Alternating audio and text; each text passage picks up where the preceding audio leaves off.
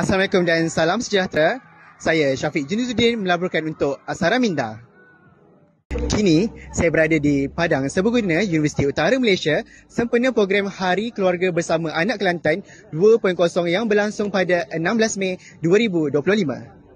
Program ini berlangsung pada hari Jumaat bermula seawal jam 7.30 pagi dan berakhir menjelang tengah hari tepat jam 12.30 sebelum masuk waktu solat Jumaat.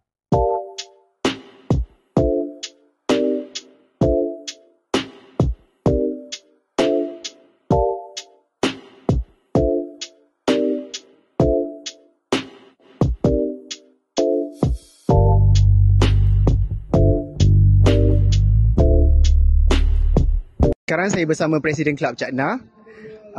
Boleh perkenalkan diri?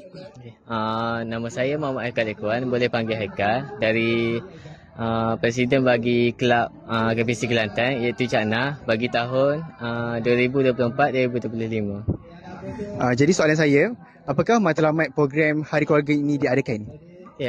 So untuk matlamat, pada mulanya kami ajaknya nak untuk niat asal memang untuk memperkenalkan kelab kita lah kepada umum asal. Lepas tu lepas pada kita niat macam tu, jadi kebetulan kita buat program macam ni, dia orang kata boleh mengeratkan lagi ukhuwah tu, silaturahmi sesama kita. Sesama apa ni, Kelab Kelantan dengan anak-anak Kelantan dan juga pelajar IM kan? Ya. Lepas tu lagi satu, dia bukan sekadar untuk Kelantan saja, sebab ada sesetengah memang daripada negeri lain pun join sekali. So apa ni, Kelab Cakna buka untuk umum lah, bukan untuk anak Kelantan sajalah kan? Kayaknya kita buka untuk umum, jadi kita tak, orang kata tak select lah. Pelbagai aktiviti dijalankan termasuk senam aerobik, sarapan pagi bersama, sukaneka seperti tarik tali, lompat guni dan permainan baling belon air. Acara ini turut disediakan dengan penyampaian hadiah kepada para peserta.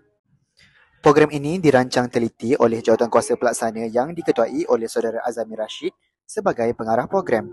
Semangat kebersamaan begitu terselah dengan sokongan daripada penasihat kelab iaitu Encik Faizul bin Mamat serta penyertaan aktif semua peserta yang menjayakan program dengan cemerlang. Sekian, itu sahaja daripada saya, Syafiq Junizuddin, wartawan Asara Minda melaporkan. Sekian, terima kasih.